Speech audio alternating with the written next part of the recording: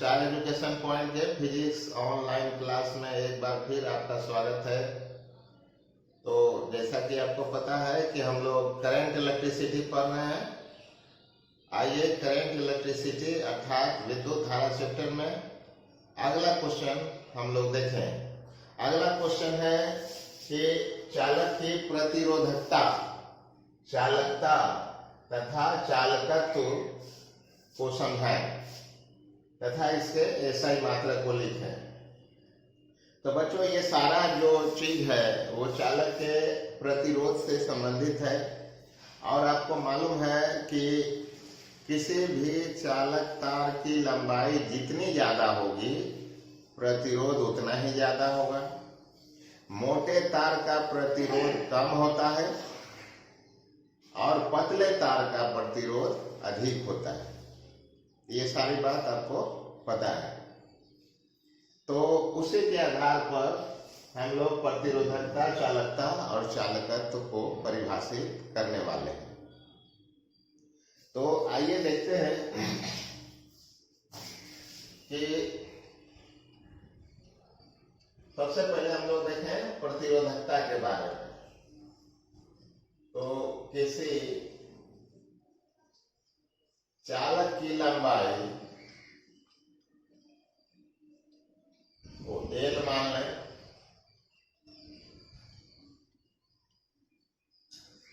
चालक के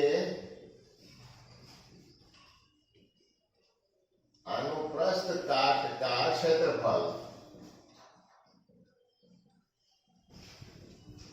को A मान लें। चालक की लंबाई मान लीजिए, चालक है तो ये पूरा लंबाई हो गया। अनुप्रस्थ काट क्या होता है? Area of cross section. देखिए इधर जैसे चालक को काटेंगे ना तो ये वाला साइड वाला जो एरिया होगा, क्षेत्रफल होगा, इसी को कहते हैं अनुप्रस्थ काट का क्षेत्रफल। तो अनुप्रस्थ काट का क्षेत्रफल ज्यादा होने का मतलब है कि ये ज्यादा मोटा तार होगा, ठीक ना? तो यही बात है। तो देखिए इसलिए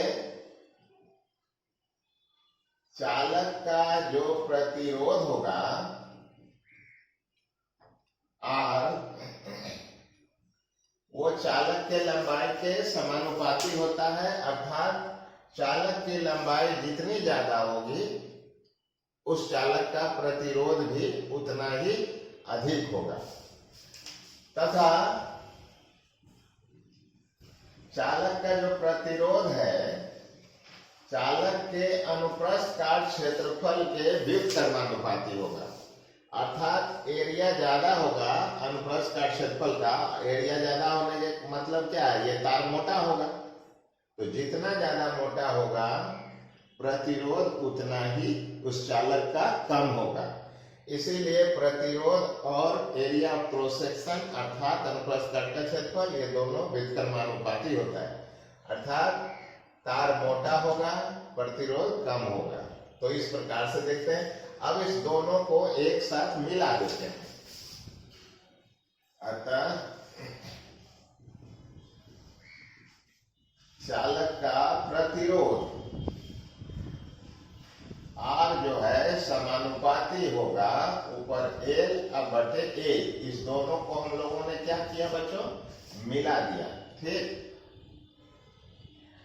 आपको मालूम है कि समानुपाती का चिन्ह हटाने पर एक कांस्टेंट आता है। तो देखिए इसलिए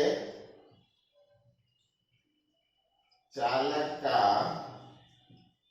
प्रतिरोध R बराबर एक कांस्टेंट यहां पर लिखते हैं रो, रो पढ़ते हैं, rho into L bye A।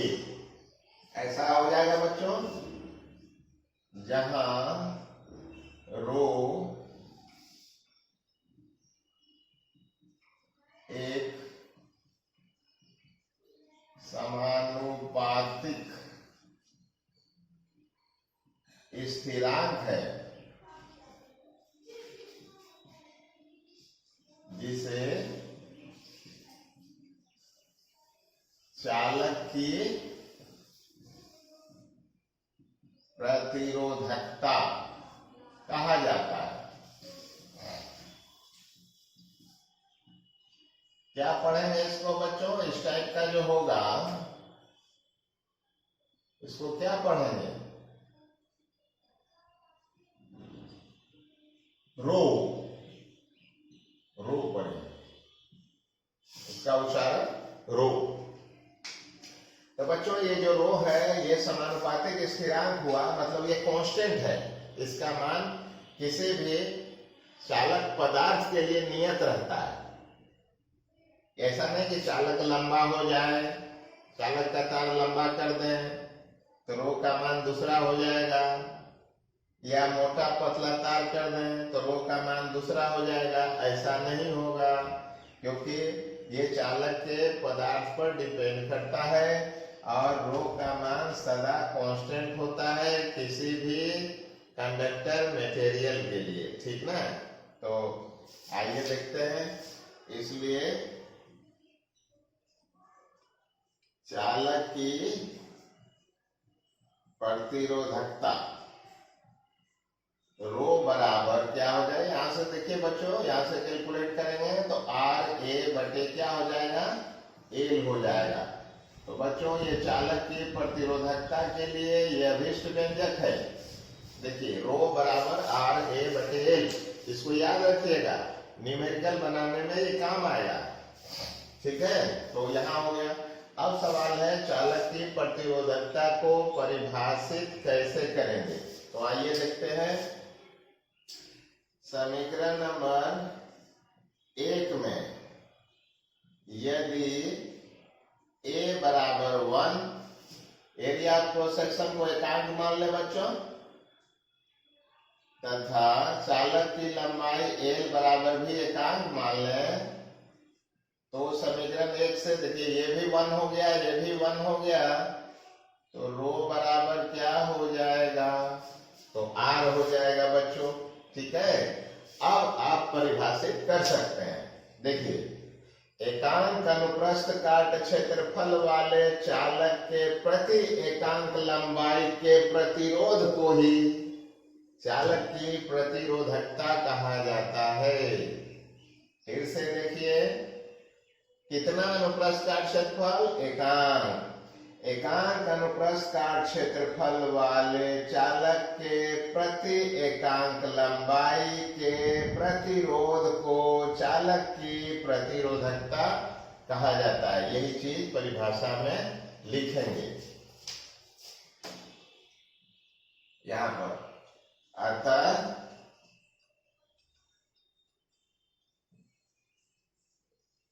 एकांक अनुप्रस्थ काट क्षेत्रफल वाले चालक के प्रति एकांक लंबाई के प्रतिरोध को ही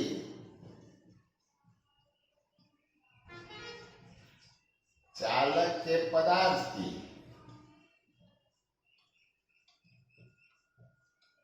प्रतिरोधकता अर्थात रेजिस्टिविटी कहा जाता है, कहा जाता है। तो देखिए बच्चों ये चालक की प्रतिरोधकता का परिभाषा हम लोगों ने जान लिया है, ठीक है।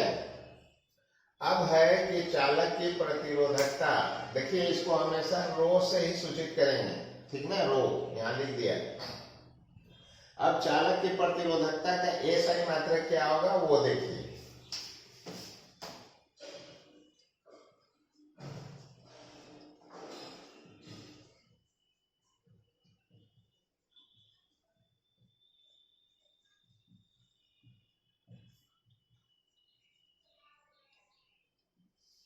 चालक की प्रतिरोधकता का एसआई मात्रक मतलब रोग का एसआई मात्रक। देखिए तो यहाँ प्रतिरोध है तो प्रतिरोध का क्या हो जाएगा बच्चों, ओम होगा ना।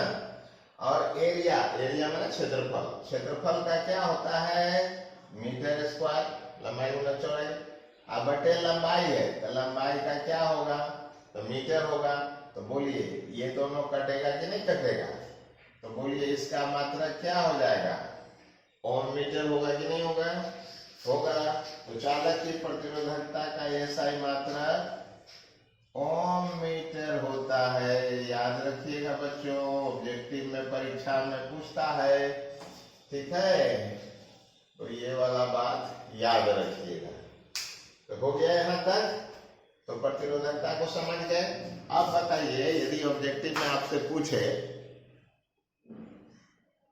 कि किसी चालक का प्रतिरोधकता उसके चालक तार के लंबाई को बढ़ा देने से या तार को मोटा कर देने से बदलता है कि नहीं बदलता है? तो नहीं बदलेगा। काहे? तो ये जो रो है बच्चों, मतलब प्रतिरोधकता है चालक के पदार्थ की है, चालक की लंबाई या मोटाई का नहीं है। और ये एक क्या है? समानुपातिक स्थिरांक है, उसके लंबाई पर डिपेंड नहीं करेगा, उसके अनुप्रस्थ काट क्षेत्रफल अर्थात मोटाई पर भी डिपेंड नहीं करेगा। तो ऐसा कोई प्रश्न पूछे, किसी मान लीजिए कि किसी चालक की प्रतिरोधकता इतनी है, दी हुई है, अब चालक की लंबाई को दूना कर दें, अनुप्रस्थ काट क्षेत्रफल को भी दूना कर दें, तो बताइए उसका प्रतिरोधकता क्या हो जाएगा? वही रहेगा, वही रहेगा। काहे? तो किसी भी चालक के पदार्थ का एकांक अनुप्रस्थ काट क्षेत्रफल और एकांक लंबाई के प्रतिरोध को ही बोलते हैं। अब लंबाई एकांक न करके लंबा कर दो, उससे क्या हो गया? एकांक के लंबाई के न प्रतिरोध को बोलेंगे, इसलिए लंबाई बढ़ाने से कुछ नहीं होगा।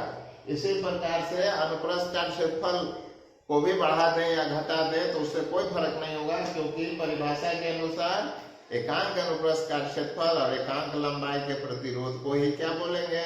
चालक के पदार्थ की प्रतिरोधकता। तो ये बात ख्याल रखिएगा, ऐसा ऑब्जेक्टिव भी भ्रम फैलाने के लिए पूछता है कि लंबाई बढ़ा दें, अनुप्रस्थ काट क्षेत्रफल चेंज कर दें तो प्रतिरोधकता में चेंजेज आएगी कि नहीं। बहुत बच्चा कहता है कि देखिए सर ये रो है ना, ऊपर समानुपाती होगा, ऊपर नीचे व्युत्क्रमानुपाती होगा, ऐसा बोलिएगा तो गलती हो जाएगा, ठीक है? वो नहीं देखना है। रो हमेशा क्या है? कांस्टेंट है। तो अब अच्छी तरह से आप शायद समझ चुके होंगे। एक चीज आपको ये भी बताना है कि किसी भी चालक का जो प्रतिरोध होता है, चालक मतलब क्या? धात्विक पदार्थ जो होगा वो ज्यादा चालक उसको मानते हैं। तो किसी भी चालक का प्रतिरोध चालक को गर्म करने से बढ़ जाता है, चालक को गर्म करने से बढ़ जाता है। तो उसकी प्रतिरोधकता भी चालक के गर्म करने से बढ़ जाएगी, क्योंकि यार ये दोनों देख रहे हैं वो ऊपर समानुपाती टाइप का लग रहा है। तो इसका मतलब प्रतिरोध यदि चेंज होगा चालक का तो प्रतिरोधकता भी चेंज कर जाएगी। तो चालक के ताप को बढ़ा दें तो प्रतिरोध और प्रतिरोधकता दोनों बढ़ जाएगी। चालक के ताप को घटा दें तो प्रतिरोध और प्रतिरोधकता दोनों घट जाएगी, माने ये दोनों समानुपाती होगा टेम्परेचर के। दूसरा चीज है, जैसे मान लीजिए कि अर्धचालक है, उसमें उल्टा होता है। अर्धचालक में यदि अर्धचालक के ताप को बढ़ा दें तो अर्धचालक में सहसंयोजक बंधन होता है, उसके टूट जाने से इलेक्ट्रॉन और छिद्र ज्यादा मुक्त हो जाएगी और बहुत सारा जो फ्री इलेक्ट्रॉन है वो उसकी संख्या बढ़ जाएगी, जिसके कारण जो है उसकी चालकता बढ़ जाएगी, प्रतिरोधकता घट जाएगी। अर्थात इतना कहने का मतलब है कि अर्धचालक पदार्थ के ताप को बढ़ा दें तो उसकी प्रतिरोधकता क्या होती है? घट जाती है। और चालक के ताप को बढ़ा दें तो प्रतिरोधकता बढ़ जाती है। ये क्वेश्चन बच्चों पिछले सालों में पूछा है। जैसे जर्मेनियम अर्धचालक है तो उसके ताप को घटा दें तो क्या होगा, ऐसा कहता है। तो जर्मेनियम जो अर्धचालक है उसके ताप को यदि आप घटा देते हैं तो उसका प्रतिरोध बढ़ जाता है, उसकी प्रतिरोधकता बढ़ जाती है। याद रखिएगा, अर्धचालक का बात कर रहे हैं, जर्मेनियम सिलिकॉन, इसके ताप को घटाइएगा तो प्रतिरोध क्या होगा? बढ़ जाएगा, प्रतिरोधकता भी बढ़ जाएगी। और चालकता घट जाएगी। प्रतिरोधकता चालकता एक दूसरे के व्युत्क्रम होता है, ठीक ना।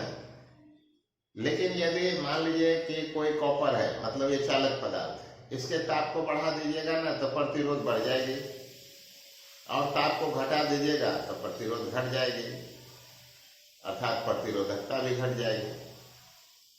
तो इस बात का ख्याल रखिएगा। तो इसको भी लिख देते हैं कि किसी चालक का ताप बढ़ाने पर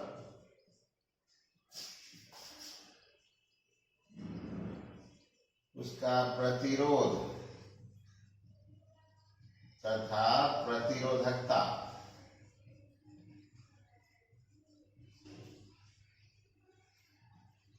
बढ़ती है, जबकि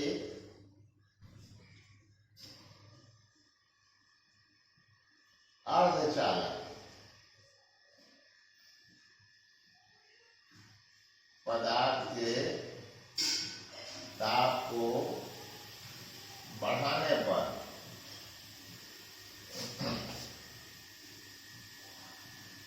उसका प्रतिरोध तथा प्रतिरोधकता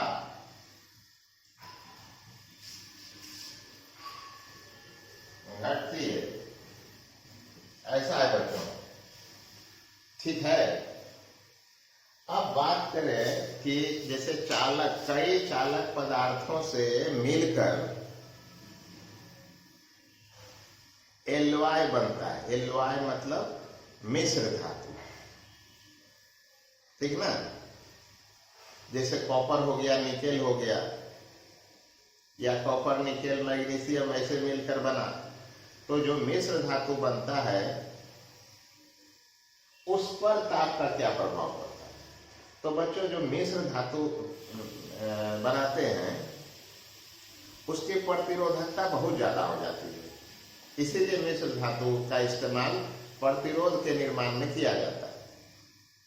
दूसरा फायदा क्या है कि जैसे कॉपर तार का यदि हम लोग बना लें प्रतिरोध, और उसका यदि ताप बढ़ जाए, ढेर टाइम तक, मतलब ज्यादा समय तक उसे धारा प्रवाहित करें तो ऊष्मा उत्पन्न होगी, तो तार गर्म हो जाएगा, तो उसका प्रतिरोध और प्रतिरोधकता दोनों चेंज कर जाएगा, बढ़ जाएगा।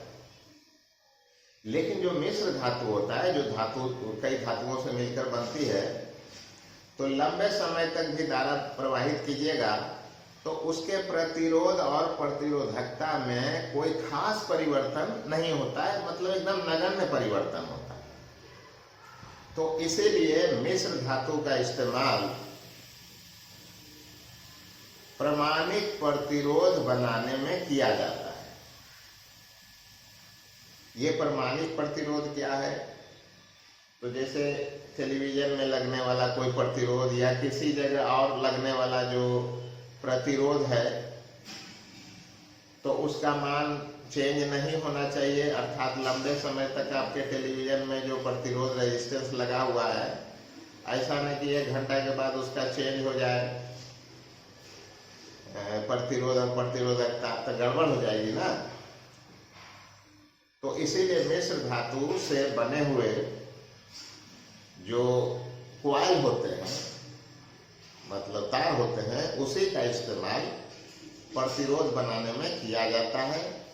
और उसका चूंकि प्रतिरोध का मान कांस्टेंट होता है, इसीलिए उसको प्रमाणिक प्रतिरोध, स्टैंडर्ड रेजिस्टेंस कहा जाता है, ठीक ना। तो याद रखिएगा, प्रमाणिक प्रतिरोध बनाने के लिए मिश्र धातु का इस्तेमाल करते हैं, और मिश्र धातु का ताप बढ़ने या घटने से कोई खास ज्यादा प्रतिरोध और प्रतिरोधकता में फर्क नहीं आती है। तो ये चीज याद रखिए।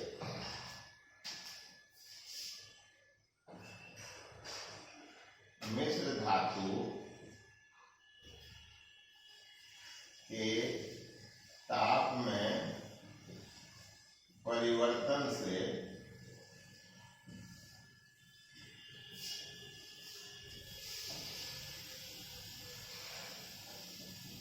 के प्रतिरोध तथा प्रतिरोधकता में नगण्य परिवर्तन होता है।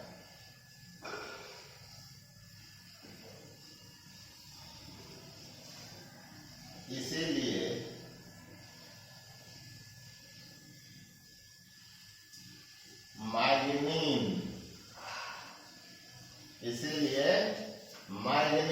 मैग्नीन किससे बनता है बच्चों?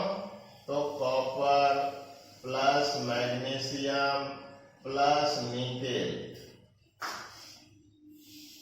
ये तीनों मिला के क्या बनता है? मैग्नीन या कॉन्स्टेंटन। ये भी मिश्र धातु है जो कॉपर प्लस निकेल से बनता है।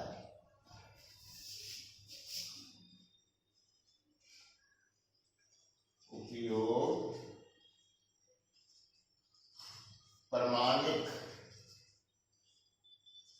प्रतिरोध बनाने में किया जाता है। बनाने में किया जाता है।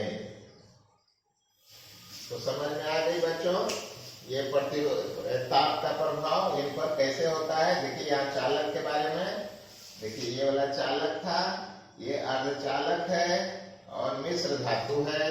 तो तीनों के बारे में हमने आपको बता दिया है। और देखिए ऑब्जेक्टिव में पूछता भी है कि मैग्नीन और कॉन्स्टेंटन का उपयोग परमाणिक प्रतिरोध के रूप में किया जाता है। क्यों किया जाता है? तो उसमें बोलेंगे कि मिश्र धातु पर ताप का प्रभाव उतना नहीं होता है, इसीलिए इसका उपयोग क्या करते हैं? परमाणिक प्रतिरोध बनाने में किया जाता है। तो याद रखिएगा ये परमाणिक प्रतिरोध बनाने में किया जाता है। तो आशा है बच्चों प्रतिरोधकता को आपने समझ लिया होगा। ये परिभाषा भी याद रखिएगा, ठीक ना? और इसको दोहराइएगा, इसको नोट कर लीजिए। आगे हम लोग जो है अब चालकता के बारे में पढ़ेंगे।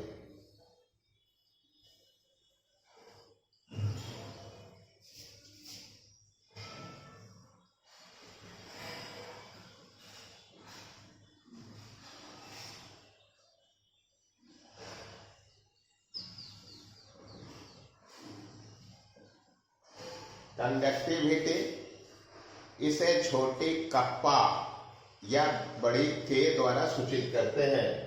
तो बच्चों ऐसे भी लिखते हैं या बड़ी के का भी इस्तेमाल कर सकते हैं। इसको कप्पा पढ़ते हैं, दिखता तो के जैसा ही है, ठीक ना? तो ऐसे। अब ये चालकता क्या है? तो बच्चों अभी आपको बोला कि प्रतिरोधकता क्या करता है? एक बाधा पहुंचाता है।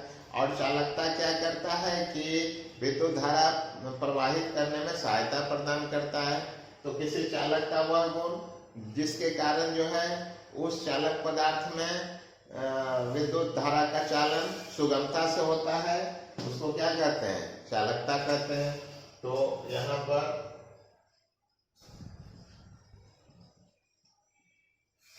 किसी चालक की प्रतिरोधकता, चालक की प्रतिरोधकता के व्युत्क्रम को, मतलब उसके उल्टा को, व्युत्क्रम को चालक की चालकता कहा जाता है।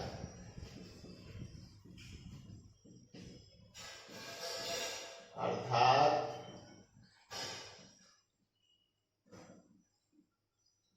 चालक की चालकता कप्पा बराबर 1/ρ। रो तो क्या है बच्चों? रो तो प्रतिरोधकता है। तो यही इसका सूत्र हो गया, ठीक है? ये वाला सूत्र हो गया। एक चीज और है बच्चों कि यहां से हम लोग जो है इसलिए चालक की चालकता और प्रतिरोधकता क्रॉस मल्टीप्लाई कर दें तो इसका मान क्या होगा? ऑलवेज 1 के बराबर होगा। देखिए, तो किसी भी चालक की चालकता तथा प्रतिरोधकता का गुणनफल 1 के बराबर होता है।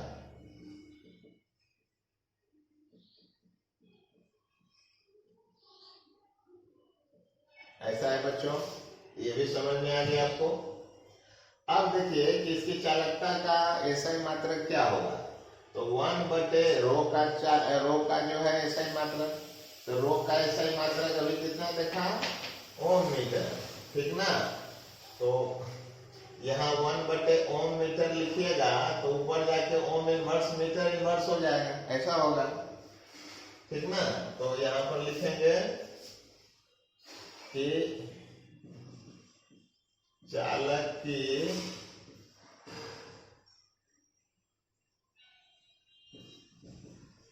चालकता का एसआई मात्रक ओम इनवर्स मीटर इनवर्स होता है। अभी बताया ना कि 1/ओम मीटर लिखिएगा तो ओम इनवर्स मीटर इनवर्स हो जाएगा, ऊपर जाने पर होता है। यहाँ देखिए बच्चों, जो ओम इनवर्स है इसको सीमेंस भी बोलते हैं, ठीक ना। तो ओम इनवर्स को सीमेंस बोलेंगे। यहाँ पर देखिए, चूंकि ओम इनवर्स को सीमेंस भी कहा जाता है, अतः चालकता का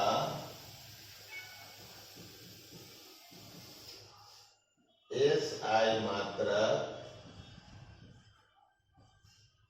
केवल एस से भी डिनोट करते हैं बच्चों, ठीक ना। यहाँ पर सीमेंस हो जाएगा और यहाँ पर क्या हो जाएगा, मीटर इनवर्स होता है, ऐसे लिखते हैं। सेकंड में पढ़िएगा, इसको सीमेंस पढ़ते हैं, ठीक है। सीमेंस, आइए यहाँ पर लिख भी देते हैं, सीमेंस बड़ी एस है भी कहा जाता है, सीमेंस कहा जाता है। तो शायद आपको समझ में आएगा। तो सीमेंस प्रति मीटर इसको पढ़ सकते हैं बच्चों, सीमेंस प्रति मीटर। तो चालकता आप समझ चुके हैं। चालकता के बाद एक और चीज हम लोग पढ़े, चालकत्व, इसको किसको कहते हैं, चालक।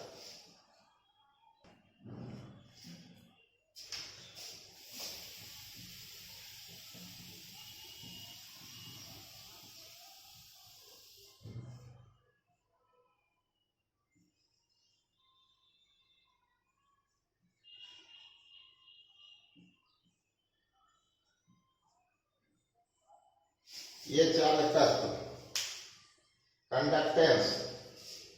अब ये क्या है बच्चों, तो देखिए प्रतिरोध से प्रतिरोधकता हुआ, प्रतिरोध से प्रतिरोधकता हुआ, उसी प्रकार से चालकता का भी तो कुछ होगा। तो चालकत्व, इसका है चालकत्व, अर्थात प्रतिरोध के व्युत्क्रम को ही चालक का चालकत्व कहा जाता है। प्रतिरोध के व्युत्क्रम को चालक का चालकत्व कहा जाता है। इसे जी द्वारा सूचित किया जाता है।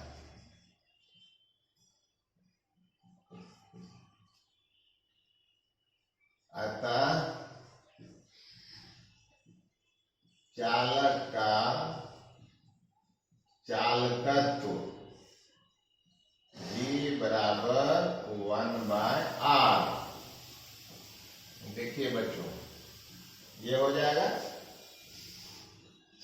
चालकत्व बराबर 1/r, मतलब प्रतिरोध के व्युत्क्रम को। आप बताइए इसका मात्रक क्या होगा? ऐसे मात्रक 1/ओम, ओम ऊपर चला जाएगा तो 1/ओम को कैसे लिखेंगे? Ohm inverse. इसको क्या पढ़ते हैं? सीमेंस, ठीक ना, ये पढ़ते हैं बच्चों। तो इसलिए चालकत्व का एसआई मात्रक ओम इनवर्स या सीमेंस होता है। तो आशा है बच्चों इस सारी चीजों को आपने समझ लिया होगा, ठीक है। अब इसको आप दोहराइएगा, इसकी आवश्यकता है। इसमें बहुत सारा ऑब्जेक्टिव पूछता है बिहार बोर्ड में, तो आशा है आप समझ पाए होंगे। इसको नोट जरूर कर लीजिएगा, ठीक। तो अब मिलते हैं अगले वीडियो में, तब तक के लिए आपका धन्यवाद।